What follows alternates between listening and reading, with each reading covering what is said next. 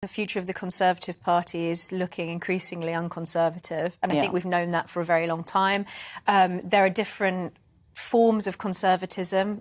We've referred to free market liberalism for a very long time as conservatism, but that is not the only option. There is a political philosophy of conservatism that hasn't had any representation in our politics for a long time that I think actually resonates with the majority of the British public. I think things like the discussions that we've seen in the last couple of days with Jeremy Hunt's proposals about taking on pensions as a way of raising money for the coffers, basically. I think that is something that is going to be extremely unpopular, particularly with the Tory base. I think that their chances of doing well, let's say, at the next election, whether or not they'll actually be defeated by the Labour Party, I don't know.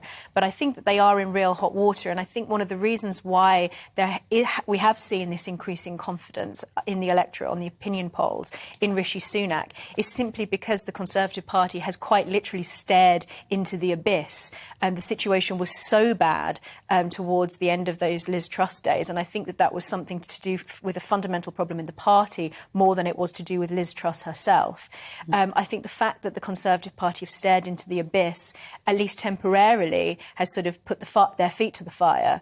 But I think that the problems within our politics are so fundamental that it's not just a crisis for the Conservative Party, that actually going forward the next election, I think things will become increasingly unpredictable. And so I think it would be a fool's game to put any wagers on what the Conservative Party will look like in the future, whether it will split into two parties, into multiple parties, whether we'll see a third party, like the Reform Party, for example, rising up in the polls, and they're already at 6%. So I think that it would be very, very difficult to call it, but I think it would be fair to say that at least a large faction of the Conservative Party going forward wouldn't rightly be described as conservative. Yeah.